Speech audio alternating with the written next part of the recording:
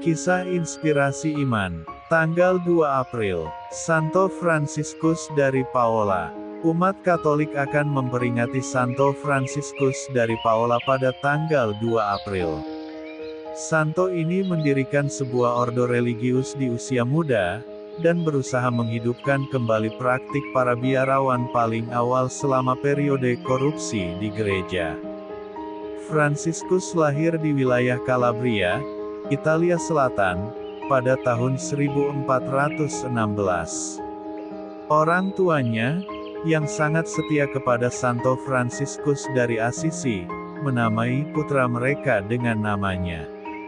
Ayah dan ibu anak laki-laki tersebut tidak memiliki banyak kekayaan, namun mereka mewariskan warisan spiritual yang kaya kepada putra mereka, dengan harapan bahwa ia akan meniru namanya.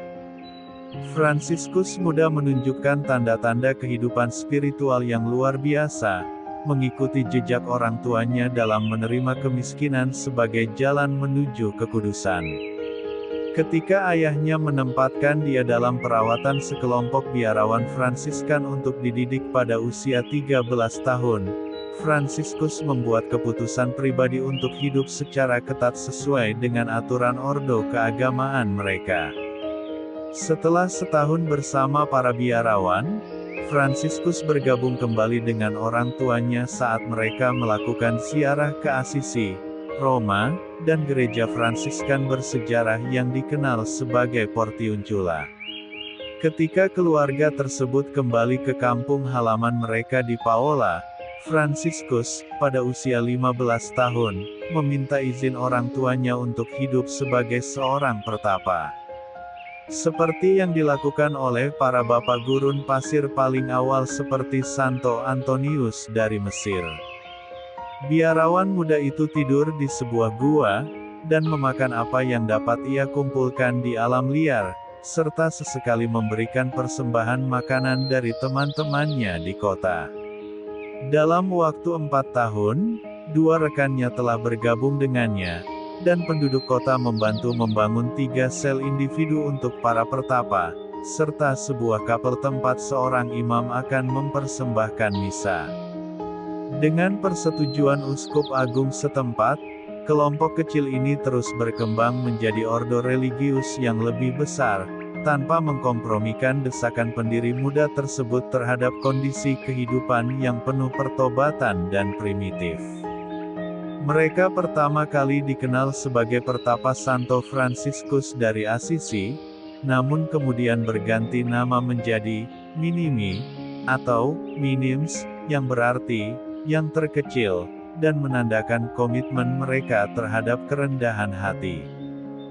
Fransiskus dan para biarawannya terkenal tidak hanya karena gaya hidup mereka yang keras, tetapi juga karena pola makan mereka yang ketat, yang tidak hanya menghilangkan daging dan ikan, tetapi juga tidak memasukkan telur, produk susu, dan makanan lain yang berasal dari hewan. Pantang makan daging dan produk hewani lainnya, menjadi sumpah keempat dalam ordo keagamaannya, bersama dengan kaul tradisional kemiskinan, kesucian, dan ketaatan. Paus Fransiskus menerapkan pola makan ini secara terus-menerus sepanjang tahun dalam upaya menghidupkan kembali tradisi puasa selama masa Prapaskah, yang sudah tidak lagi dilakukan oleh banyak umat Katolik Roma pada abad ke-15. Ironisnya, upaya Paus Fransiskus untuk bersekutu dengan Tuhan menarik perhatian sejumlah tokoh penting, termasuk beberapa raja Eropa dan bangsawan lainnya serta paus dan uskup.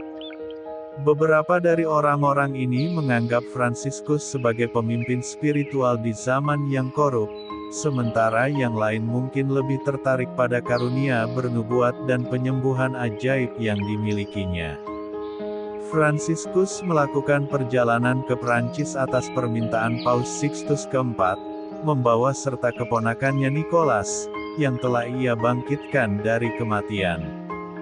Di sana, Raja Louis ke-11 yang terkenal haus kekuasaan sedang mendekati titik kematiannya, dan berharap Fransiskus akan melakukan keajaiban dan memulihkan kesehatannya.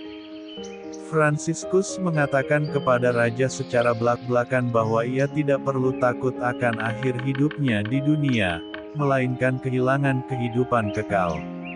Sejak saat itu, sang pertapa menjadi penasihat spiritual dekat raja. Dia berdiskusi tentang realitas kematian dan kekekalan bersamanya, dan mendesaknya untuk menyerahkan hati dan jiwanya kepada Tuhan sebelum terlambat. Raja meninggal di pelukan Fransiskus pada tahun 1483. Putra dan penerus Louis ke-11, Charles ke-8, menjadikan biarawan itu sebagai penasihat dekat, dalam urusan spiritual dan bahkan politik. Meskipun demikian, Fransiskus tetap mengikuti aturan monastik yang ia kembangkan saat tinggal di pertapaannya di luar Paola. Ia melanjutkan sebagai superior jenderal Ordo Minim, dan mendirikan biara-biara baru di Perancis. Fransiskus merasakan bahwa kematiannya sudah dekat pada usia 91 tahun, dan kembali hidup dalam kesendirian selama 3 bulan untuk mempersiapkan diri. Ketika dia muncul, dia mengumpulkan sekelompok minim bersaudara dan memberi mereka instruksi terakhir untuk masa depan ordo tersebut. Ia menerima komuni kudus untuk terakhir kalinya dan meninggal pada tanggal 2 April Jumat Agung tahun 1507. Paus Leo ke-10 mengkanonisasi Santo Fransiskus dari Paola 12 tahun setelah kematiannya, pada tahun 1519.